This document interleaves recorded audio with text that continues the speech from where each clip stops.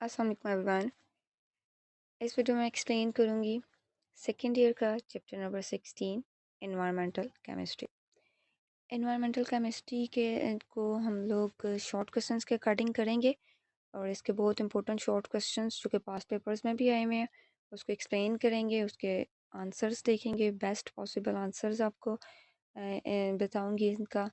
और साथ में ये भी बता दूँ कि कई पॉइंट्स ऐसे हैं जो कि आपके बुक्स में नहीं है और कई डेफिनेशंस ऐसे भी हैं जो नहीं है, लेकिन अकॉर्डिंग टू क्वेश्चंस जो बोर्ड का क्वेश्चन है उसके अकॉर्डिंग उसको बीच में ऐड करना चाहिए। तो वो मैंने ऐड किया है, आप लोग उसको नोट भी कर लीजिएगा, उसको फिर प्रिपेयर भी करिएगा। तो आप कोई भी पेयर यूज़ कर रहे हैं, पेयरिंग स्कीम के अकॉर्डिंग जो तैयारी कर रहे हैं, तो आपको चैप्टर नंबर 16 करना पड़ेगा। चैप्टर नंबर 16 के बगैर आपके शॉर्ट क्वेश्चंस कंप्लीट नहीं होंगे। तो ये आसान सा चैप्टर है, इतना मुश्किल भी नहीं है, सो आई सजेस्ट को इसको अच्छे तरीके से कर लें ताकि यहाँ से कोई मार्क्स लूज़ ना हो। इन्वायरमेंटल केमिस्ट्री को स्टार्ट करते हैं। सबसे पहले क्वेश्चन नंबर 10 है, इसके पहले भी एक पार्ट 1 है, ये पार्ट 2 वीडियो है हमारे पास। क्वेश्चन नंबर 10 को डिस्कस करते हैं जी। What is smoke and name its types. Smoke क्या होता है, उसकी टाइप्स क्या हैं। सबसे पहले हम स्मोक का बताएंगे कि जो स्मोक है वो combination of smoke and fog है। हमारे पास स्मोक और फोग का कॉम्बिनेशन जो होता है वो स्मोक होती है। स्मोक अमूमन आपको आइडिया होगा भी इसका, अक्सर इसका विंटर में इशू बनता है यहाँ पे। तो स्मोक और फोग जब मिलती है तो फिर हमारे पास आती है स्मोक। अब स्मोक हमारे पास दो तरह की होती हैं, इसकी टाइप्स जो हैं वो हमारे पास एक है जी रिड्यूसिंग स्मोक और सेकंड है ऑक्सीडाइजिंग स्मोक। नेम इंडिकेट कर रहे हैं कि रिड्यूसिंग और ऑक्सीडाइजिंग, मतलब ये कि इनकी नेचर की बेस पे ये डिवीजन की हुई है। तो टाइप 1 रिड्यूसिंग स्मोक है, वो है due to presence of SO2। SO2 की प्रेजेंस की वजह से ये हमारे पास आती है, क्योंकि हमारे पास SO2 जो होता है वो बाय नेचर एक केमिकली रिड्यूसिंग हो इसकी नेचर है, इस वजह से ये हमारे पास रिड्यूसिंग स्मोक कहलाएगी। नेक्स्ट हमारे पास इसकी हम काज की बात करें तो रिड्यूसिंग स्मोक की काज होती है कंबस्शन ऑफ कोल। कोल की कंबस्शन की वजह से रिड्यूसिंग स्मोक बनती है। ऑक्सीडाइजिंग स्मोक देखते हैं। ऑक्सीडाइजिंग स्मोक जो होती है नेम इंडिकेट कर रहा है कि वो होती है ऑक्सीडेंट्स की वजह से। फॉर एग्जांपल ओजोन प्रेजेंट है, जब इसका हाई कंसनट्रेशन ऑफ ऑक्सीडेंट ये प्रेजेंट होगा तो फिर हमारे पास ऑक्सीडाइजिंग स्मोक होगी। और इसका सेकेंड नेम जो है फोटोकेमिकल स्मोक है, आपको किसी नेम से पूछा जा सकता है ऑक्सीडाइजिंग स्मोक या फोटोकेमिकल स्मोक। तो इसका हो गया हमारे पास कि हाई कंसनट्रेशन ऑफ ऑक्सीडेंट्स की वजह से जो स्मोक प्रोड्यूस होती है उसको हम ऑक्सीडाइजिंग या फोटोकेमिकल स्मोक कहते हैं। ये एक येलोइश ब्राउनिश ग्रे हेज होता है जो कि वाटर ड्रॉपलेट्स की प्रेजेंस में बनता है। कब बनता है, जब हमारे पास केमिकल रिएक्शन होता है। केमिकल रिएक्शन पोल्यूटेंट्स का और एयर का होगा तो हमारे पास ऑक्सीडाइजिंग स्मोक बनेगी। क्वेश्चन नंबर 10 हो गया। आगे क्वेश्चन नंबर 11 को डिस्कस करते हैं। What are the conditions for the formation of smoke. कि हमारे पास जो स्मोक बनती है उसकी कंडीशंस क्या हैं। तो हमारे पास ये दो तरह क्वेश्चन आया हुआ है। एक तो ये आया हुआ है कि what are the conditions for the formation of smoke, और एक दूसरी तरह आया हुआ है कि mention the conditions that are required for the formation of smoke. तीन कंडीशंस हैं। सबसे पहली कंडीशन है हमारे पास कि सफिशेंट एनो हो। सफिशेंट एनो हो हमारे पास, हाइड्रोकार्बन्स हो, वोलेटाइल ऑर्गेनिक कंपाउंड्स हो। और सेकंड कंडीशन आती है सनलाइट हो। सनलाइट होगा तो रैपिड रेट होगा जो केमिकल रिएक्शन चलेगा। और थर्ड कंडीशन है movement of air. Movement of air जो है वो लिटल होनी चाहिए, it must be little. Little होगा तो रिएक्शन एक्चुअली डिस्टर्ब नहीं होगा, रिएक्शन चलेगा तो स्मोक बनेगी। ठीक है, तीन कंडीशंस मैंने बताई हैं। कुछ सफिशिएंट एनओ है, hydrocarbons, volatile organic compounds, sunlight, और थर्ड वाली है movement of air must be little, कि ये काम होगी तभी हमारे पास स्मोक बनेगी। ये टू द पॉइंट आंसर था। उनकी कंडीशंस एक्सप्लेन करनी है, तीन कंडीशंस हमने कर दी। सेकंड क्वेश्चन नंबर 12 है, describe the hazards of ozone as a pollutant. एक इस तरह क्वेश्चन आया हुआ है। सेकंड इसी के रिलेटेड आया हुआ है कि mention any two health problems caused by ozone. अच्छा, अगर हेल्थ प्रॉब्लम्स के बारे में कहा हुआ है तो हम सिर्फ ये हेल्थ प्रॉब्लम्स को डिस्कस करेंगे। ठीक है, इनको मैं पॉइंट्स में कर दिया हुआ है, ये एक ही लाइन में लिखे हुए थे आपकी बुक पे, तो पॉइंट्स में ज़्यादा अच्छे लग रहे हैं, मतलब प्रेजेंटेशन भी अच्छी लग रही है। और describe the hazards of ozone as a pollutant, अगर ये क्वेश्चन आता है फिर आपको ये भी ऐड करना पड़ेगा। ठीक है, यहाँ तक ये सारा लिखेंगे और जिस तरह मैंने यहाँ पे लिखा हुआ है और जो चीज़ मैंने बोल्ड की हुई है वो आप लोग ने मार्कर्स के साथ लिखनी है। अच्छा देखते हैं इसका क्या है जी। ओज़ोन को सबसे पहले थोड़ा सा एक्सप्लेन कर देते हैं कि ओज़ोन क्या है। ओज़ोन हमारे पास है O3, इसका फॉर्मूला है। गैस है लो बॉइलिंग पॉइंट के साथ और ये एक्ट्स एज अ पोल्यूटेंट, ये पोल्यूटेंट की तरह बिहेव करेगा and causes various health problems, कई हेल्थ प्रॉब्लम्स काज करती है। अब हेल्थ प्रॉब्लम्स क्या हैं? It damages the eyes, eyes को डैमेज करेगी। एग्रावेट्स एस्थमा, अच्छा एग्रावेट्स का मतलब होता है बढ़ाना, कि ये जो दमा होता है उसको बढ़ाएगी। सेकंड वाला है कि decreases elasticity of lung tissues, lung tissues का भी ये इशू कर देती है, उनकी इलास्टिसिटी को डिक्रीज करती है। थर्ड पॉइंट है कि ये कफिंग को इंक्रीज करती है। और फोर्थ पॉइंट हमारे पास है कि चेस्ट डिस्कम्फर्ट करती है। ये हो गए हेल्थ हैज़र्ड्स। आगे हमारे पास आते हैं कि सिर्फ ये हेल्थ हैज़र्ड्स वो नहीं काज करती, ये प्लांट्स और अदर मटेरियल्स को भी के लिए भी हार्मफुल है। 3 पॉइंट्स ही हैं इसके। एक हमारा रबर का है कि इट अटैक्स रबर। सेकेंड है कि durability and appearance of paint को रिड्यूस करती है। अच्छा ड्यूरेबिलिटी को देख लें। ड्यूरेबिलिटी क्या होता है? जो पेंट्स हैं वो काफ़ी टाइम तक रहें विदाउट डैमेज, ठीक है, लॉन्ग लास्टिंग कह सकते हैं वो हों, तो उसको ये कम करता है कि वो लॉन्ग लास्टिंग नहीं रहेंगे। रिड्यूसेस द ड्यूरेबिलिटी, कि जल्दी ख़राब हो जाएगा पेंट इसकी वजह से। और अपीयरेंस ऑफ पेंट भी ये ख़राब करती है, उसको कम कर देती है। It causes fabric dyes to fade, fabric dyes जो होती हैं उसको ये फेड कर देगी। क्वेश्चन नंबर 13 की बात करते हैं। What is an ozone hole, give comments. तो सबसे पहले इसको डिफ़ाइन करते हैं, फिर इस पे थोड़े से एक्सप्लेन करेंगे आगे। ये जी the reason in which ozone depletes substantially in every year during September November, उसको हम ओजोन होल कहते हैं। इसमें हमारे पास आया हुआ इन which ozone depletes substantially. Substantially का मतलब है कि ग्रेट एक्सटेंट, कि ज़्यादा एरिया जहाँ पे ज़्यादा हमारे पास काफ़ी हद तक डिप्लीशन हो जाती है, हर साल होती है सितंबर नवंबर में, उसको ओजोन होल कहते हैं। फिर बाद में एक्सप्लेन करेंगे कि हमारे पास ओजोन होल जो जो ओजोन होती है वो क्लोज़र टू द इक्वेटर जो रीजन्स होते हैं वहाँ पे इसकी कंसंट्रेशन या अमाउंट जो होती है वो लेस होती है क्लोजर टू द इक्वेटर पे। और थिकनेस ऑफ द ओजोन जो है कहते हैं कि ड्यूरिंग मिड 1970s में डिक्रीज करती आ रही है वहाँ से तब से। और फिर बाय द मिड 1980s में ये जो ओजोन है वो कई एल्टीट्यूड्स में अंटार्कटिका में 50% ऑफ डिप्लीशन इसकी हो गई है, ठीक है। तो ये थोड़े से पॉइंट्स बीच में ऐड करने हैं डेफिनेशन लिखने के बाद। क्वेश्चन नंबर 14 है why is the ozone layer depleting, what is the role of chlorofluorocarbons in destroying ozone. बहुत इंपॉर्टेंट क्वेश्चंस दो दोनों आया हुआ है कि ओजोन लेयर क्यों डिप्लीट होती है और क्लोरोफ्लोरोकार्बन्स डिस्ट्रॉइंग जोन जोन में कैसे रोल प्ले करते हैं। तो ओजोन लेयर डिप्लीशन है, इसका मेन काज जो है वो क्लोरोफ्लोरोकार्बन्स ही है। सबसे पहले थोड़ा सा एक जनरल स्टेटमेंट लिखते हैं कि कंसंट्रेशन ऑफ ओजोन जो है in the stratosphere is being depleted through various chemical reactions, कि हमारे पास ये डिप्लीशन हो रही है, कंसंट्रेशन जो ओजोन की है वो कम हो रही है। स्ट्रेटोस्फेयर में ये पाया जाता है, ये एमसीक्यू भी आता है, स्ट्रेटोस्फेयर में कि क्या कहाँ पाया जाता है, तो ये स्ट्रेटोस्फेयर में पाया जाता है। अच्छा ये डिप्लीट होती है वेरियस केमिकल रिएक्शंस की वजह से, not only above Antarctica but world wide, की सिर्फ अंटार्कटिका पे नहीं हो रहा, वर्ल्ड वाइड हो रहा है ये सारा प्रोसेस। अब देखते हैं कि ये प्रोसेस, ये केमिकल रिएक्शंस हैं कौन से जिसकी वजह से डिप्लीशन हो रही है। तो मेन जो काज है वो क्लोरोफ्लोरोकार्बन ही है, उसको डिस्कस कर लेते हैं कि ये कैसे करता है। क्लोरोफ्लोरोकार्बन्स को पहले देखते हैं क्या है। ये रेफ्रिजरेंट्स के तौर पे करते यूज़ होते हैं। अब रेफ्रिजरेंट्स को अगर मैं बिल्कुल सिंपल वर्ड्स में बताऊँ तो रेफ्रिजरेंट्स जो ठंडा करने वाले होते हैं, जो रेफ्रिजरेटर्स में यूज़ होते हैं ना, फ्लूइड्स और गैसेस वगैरह जो भी यूज़ हो रही है वो रेफ्रिजरेंट कहलाएगी, ठीक है। तो क्लोरोफ्लोरोकार्बन्स को भी एज अ रेफ्रिजरेंट यूज़ किया जाता है।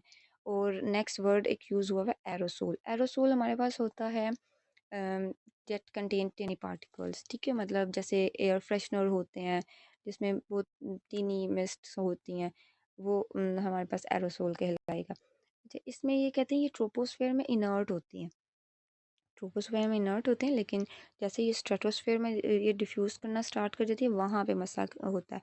अच्छा पहले ये थोड़ा सा एटमॉस्फेयर का बता दूँ, इसकी लेयर्स का, कि सबसे पहले हमारे पास ट्रोपोस्फेयर होती है, फिर हमारे पास होती है स्ट्रेटोस्फेयर, और फिर मीज़ोस्फीयर, और फिर थर्मोस्फेयर। ठीक है। अब जो ये अभी बात हो रही है, ये बात हो रही है कि जो है ओजोन है, जो क्लोरोफ्लोरोकार्बन्स हैं, जब वो ट्रोपोस्फेयर में होते हैं तब ये इनर्ट होते हैं। ठीक। लेकिन जैसे ही ट्रोपोस्फेयर से ये डिफ्यूज़ करते हैं स्ट्रेटोस्फेयर में, तो स्ट्रेटोस्फेयर में अल्ट्रावायलेट रेडिएशन से इनका कह लें कि आमना सामना होता है, वहाँ पे अल्ट्रावायलेट रेडिएशंस होती हैं, वो फॉल करती हैं यहाँ पे, जिसकी वजह से ClO फ्री रेडिकल बनता है। ठीक है, ये फ्री रेडिकल जनरेट करती है। और जो क्लोरोफ्लोरोकार्बन्स हैं कहते हैं play an effective role in removing O3। जो ओजोन है ये इसको रिमूव करता है बहुत इफेक्टिवली। इसके केमिकल रिएक्शंस हैं, इसको डिस्कस करते हैं। आई ट्राई माई बेस्ट कि इसको ईजीएस्ट वे में बताऊं कैसे होता है। इंटरेस्टिंग है, ज़रा ध्यान से देखिएगा कि ये कैसे, ये 3 रिएक्शंस हैं, इसको मैं ड्रा करके एक्सप्लेन करती हूँ ताकि ईजीली आपको याद भी हो जाए। देखिए ये हमारे पास है क्लोरोफ्लोरोकार्बन, ये CfCl3 है, इसको ड्रा करने लगी हूँ। ये क्लोरोफ्लोरोकार्बन्स है, CF ऊपर लिखते हैं और Cl इधर लिख लेते हैं और एक Cl इधर लिख लेते हैं, सॉरी, CfCl ये हो गया हमारे पास, F यहाँ लिखा था, Cl यहाँ पे, और ये हमारे पास क्लोरोफ्लोरोकार्बन। अब होता ये है कि जब आता है ये जाता है स्ट्रेटोस्फेयर में, वहाँ पे हाई एनर्जी अल्ट्रावायलेट रेडिएशंस हैं, जिसको ओजोन जो है, ओजोन हमें बचा रहा था अल्ट्रावायलेट रेडिएशन से, तो वो अल्ट्रावायलेट रेडिएशंस फॉल करती हैं यहाँ पे और यहाँ से इस क्लोरीन को फ्री कर देती हैं। ठीक है, ये क्लोरीन फ्री हो जाएगा, इसको हम फ्री क्लोरीन एटम भी बोलेंगे। अब ये जो मैंने अभी जितना किया, अब यहाँ पे देखें आपको वही नज़र आ रहा है, ये CfCl3 मैंने पहले ये ड्रा किया, फिर यहाँ से ये देखें एक क्लोरीन फ्री कर दिया, ये यहाँ से फ्री हुआ, बाकी CfCl2 बचेगा। इसको अगर हम काउंट भी करें तो ये C और ये F, CF और 2 क्लोरीन है ये, तो ये CfCl2 बचा। नेक्स्ट क्या होता है कि अब वहाँ पे ओजोन है, जिसको ये क्लोरीन जो है, जो ये क्लोराइड फ्री रेडिकल है, ये जाके ख़राब करता है। ये इस तरह ऑक्सीजन ऑक्सीजन और ये ऑक्सीजन, 3 ऑक्सीजन अटैच होते हैं O3 के केस में। अब ये Cl जो फ्री हुआ था, ये फ्री वाला Cl क्या करेगा, ये जाएगा और यहाँ पे अटैक करेगा, यहाँ पे अटैक करेगा, यहाँ से ऑक्सीजन लेगा और यहाँ से ऑक्सीजन लेके बना देगा ClO। ठीक, अब यहाँ से ये ऑक्सीजन निकल गया, बाकी क्या बचा, बाकी हमारे पास बचेगा O2। O2 बचेगा, तो ये O2 हम लोग यहाँ से, ये वाला O2 साइड पे निकल गया। क्या ये सेकेंड वाला रिएक्शन भी होगा कि ClO बना और साथ में O2। अब जो ये ClO है, ये ClO क्या करेगा, उधर जो भी फ्री ऑक्सीजन एटम होगा उसके साथ जाके रिएक्ट करेगा और ये 2 ऑक्सीजन इकट्ठे हो जाएंगे इस तरह, और वहाँ से खुद Cl निकलता बनेगा। Cl जो यहाँ से निकलेगा, ये अब फर्दर दोबारा रिएक्शन स्टार्ट करेगा। दोबारा ये देखें, ये जो सेकेंड वाला रिएक्शन देखें ना, यहाँ पे ये फ्री रेडिकल है ना, ये क्लोराइड फ्री रेडिकल है, तो ये क्लोराइड फ्री रेडिकल दोबारा ऑक्सीजन ओजोन के पास जाएगा, ओजोन के पास जाकर दोबारा रिएक्शन स्टार्ट करेगा, ओजोन को डिप्लीट करता जाएगा। ठीक है, और O2 मालिक्यूल एक नॉर्मल ऑक्सीजन है, यहाँ से ये बनती जाएगी। होप सो ये क्लियर होगा। ये वाला आसान से 3 रिएक्शंस हम लोगों ने यहाँ पे डिस्कस किया। सबसे पहले CfCl3 की बात की, जो CfCl3 है, ये बात की कि ये क्या करते हैं, यहाँ पे UV रेडिएशंस फॉल करती हैं, यहाँ से Cl ये यहाँ से निकलता है, फिर ये जाके एक्चुअली जाके O3 पे रिएक्ट करता है, O3 से ये ऑक्सीजन ले लेता है, O2 को अलग कर देता है, खुद ClO में कन्वर्ट हो जाता है। ClO को क्लोरीन मोनोऑक्साइड बोलेंगे। क्लोरीन मोनोऑक्साइड जाके फर्दर किसी सिंगल वाले ऑक्सीजन को लेगा और वहाँ से उसको डबल कर देगा, मतलब O2 बन जाएगा और खुद अलग हो गए वहाँ से, तो Cl, और दोबारा अलग होगा कि दोबारा रिएक्शन करने के लिए, तो ये चेन रिएक्शन चलता रहेगा और वहाँ से ओजोन डिप्लीट होती रहेगी। आगे चलते हैं, ये हो गया क्लियर आई थिंक सो। आगे चलते हैं क्वेश्चन नंबर 15 पे। Oil spillage effects the marine life justify. Oil spillage को थोड़ा सा डिस्कस कर लेते हैं। जब सी वाटर होता है, सी वाटर क्या करता है, कुछ नहीं करता।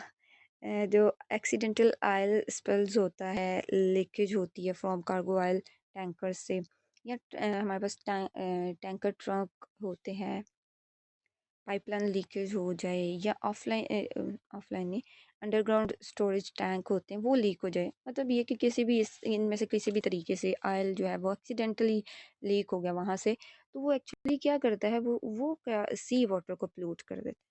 ठीक, वो पोllute कर देता है सी वाटर को। अब जो जिसने वो पोllute किया है, तो वो जो पेट्रोलियम प्रोडक्ट है वो पॉइजनस है। ठीक, वो सीरियस हेल्थ प्रॉब्लम्स काज कर सकती है।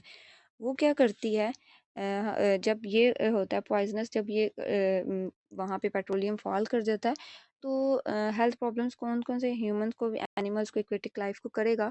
आगे हम लोगों ने एक्चुअली बेसिकली डिस्कस करना है कि मैरीन लाइफ को क्या करता है, ये पहले थोड़ा सा एक जनरल सा लिखेंगे, फिर अब मैरीन लाइफ का एक्सप्लेन करते हैं। यहाँ पे बेसिकली एक स्पेसिफिकली बताएंगे कि हमारे पास पॉलीसाइक्लिक एरोमेटिक्स होते हैं, जो कि ये पॉलीसाइक्लिक एरोमेटिक्स हैं जो कि कार्सिनोजेनिक हैं। अगर even at very low concentration, अगर बहुत कम भी प्रेजेंट है, ये फिर भी कार्सिनोजेनिक है। तो मैरीन ऑर्गेनिजम्स एक्चुअली स्फेयरली इफेक्ट होते हैं soluble aromatic fractions of oil से। ये आप लोगों ने मार्कर के साथ एक्सप्लेन करना है। Soluble aromatic fractions of oil से ये इफेक्ट होते हैं। स्पेयर्ड ऑयल क्या कर देता है, मैरीन लाइफ को डैमेज इस तरह कर देता है कि ऊपर एक लेयर बन जाती है।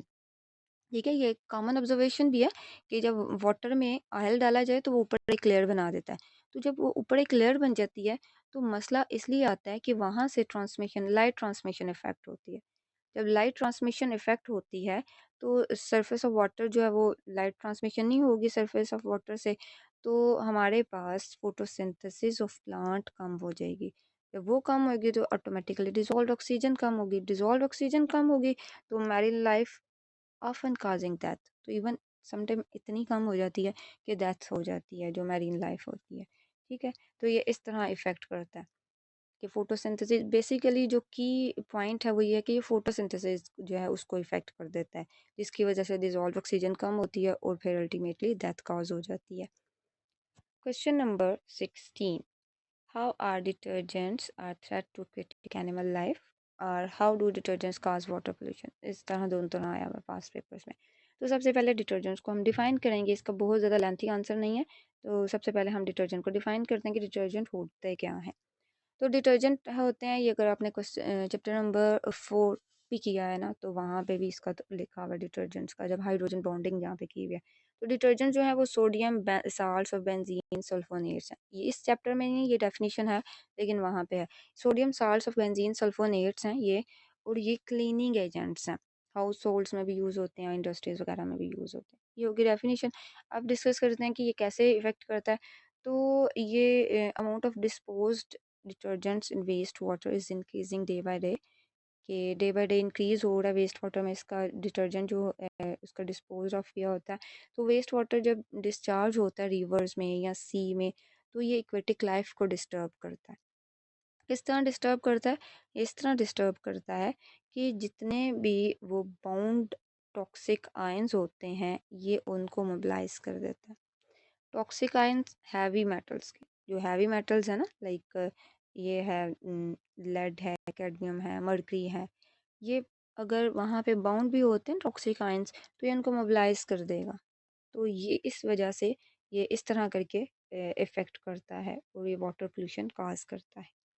Question number 17, how do plus pesticides affect living organisms, कि पेस्टिसाइड्स जो होते हैं वो कैसे लिविंग ऑर्गेनिजम्स को अफेक्ट करते हैं। तो पेस्टिसाइड्स को सबसे पहले डिफाइन कर लेते हैं, देखते हैं ये क्या होता है, फिर हम इसके इफेक्ट भी बताते हैं। पेस्टिसाइड्स हैं जो पेस्ट को किल करने के लिए या उनको कंट्रोल करने के लिए यूज़ होते हैं। ठीक है, इन सिंपल ये डेफिनेशन प्रॉपर देखें तो बोलेंगे ऐसे substances that can directly kill unwanted organisms, उसको किल कर देते हैं या कंट्रोल करते हैं by interfering with its reproduction process. ये डेफिनेशन होगी कि इस तरह करके ये उसको या तो किल कर देंगे या कंट्रोल करेंगे, तो उसको हम पेस्टिसाइड्स बोलेंगे। ठीक, ये पेस्ट को कंट्रोल करते हैं। अब कहते हैं, अब ये पेस्टिसाइड्स जो है ना, ये एक बड़ी वाइड टर्म है, इसके अंदर ही वो फंजीसाइड्स, इंसेक्टिसाइड्स ये बीच में आते हैं। ठीक है, इसके अंडर ही आते हैं, ये इसको जनरल टर्म पेस्टिसाइड्स हम लोग बोलते हैं। अच्छा, इसके बाद ये कैसे, ठीक है ये कंट्रोल करता है, ये तो इसका फ़ायदा है, तो ये इफ़ेक्ट कैसे करता है लिविंग ऑर्गेनिजम्स को। ये इफ़ेक्ट तब करेगा जब इसका जो यूज़ है वो अनचेक्ड हो, कंट्रोल्ड ना हो, तब ये इफ़ेक्ट करेगा। Like if it's use is not properly checked, ये चेक नहीं किया गया, ये कंट्रोल्ड नहीं है, तब ये एक्चुअली सॉइल को कंटामिनेट कर देता है। तो देखिए जब सॉइल कंटामिनेट होगी ना, तो वहाँ पे कोई भी प्लांट जो है कर उग रहा है, तो वो प्लांट जो है वो पानी से ही ले रहा है ना, अपनी सॉइल से ही वाटर ले रहा है, सॉइल से ही इन मिनरल्स ले रहा है। तो अगर वही कंटामिनेट होगी, तो यकीनन जो प्लांट ले रहा है वहाँ से, तो प्लांट भी कंटामिनेट हो जाएगा। तो जो प्लांट है वो हमारी फूड चेन का हिस्सा बनता है जब, तो जब वो फूड चेन का हिस्सा बनता है तो वो हमें भी इफ़ेक्ट करेगा, लिविंग ऑर्गेनिज़म्स को। सिर्फ हमें नहीं, बाकी उनको भी, मतलब सिर्फ ह्यूमंस को नहीं, एनिमल्स वगैरह को भी। Humans are also social animals.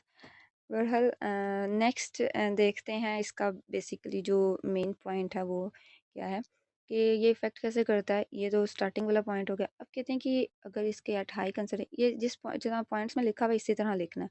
Marker की हेडिंग देखिए, एट हाई कंसंट्रेशन पे ये काज करता है नोजिया, डिजीनेस, ट्रेमर्स, ब्लाइंडनेस। और अगर लो कंसंट्रेशन है तो ये कंपाउंड्स इवन कहते हैं लो कंसंट्रेशन पे टेस्टलेस होते हैं, आप इसको टेस्ट भी नहीं कर सकते, ऑर्डर भी नहीं इसका कोई होता, टेस्ट भी नहीं होता।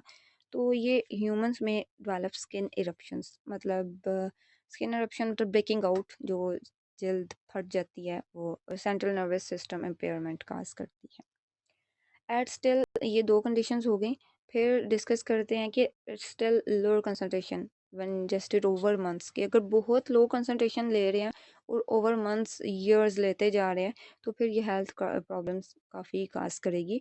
और ये कार्सिनोजेंस जो होते हैं, एनिमल कार्सिनोजेंस या विद ह्यूमन, ये लॉन्ग पीरियड होता है एक्सपोजर और मैनिफेस्टेशन ऑफ द डिजीज़ का। ठीक है, मतलब एक्सपोजर आपका हो रहा है तो उसी टाइम आपको डिजीज़ काज नहीं हो जाएगी, थोड़ा लॉन्ग टाइम भी हो सकता है बीच में। तो मैनिफेस्टेशन का मतलब होता है कि डिजीज़ की इंडिकेशन कह लें, एक्सप्रेशन कह लें, के बीच में लॉन्ग पीरियड होता है। तो ये हमारे पास होगी इसकी कि ये कैसे इफ़ेक्ट करता है।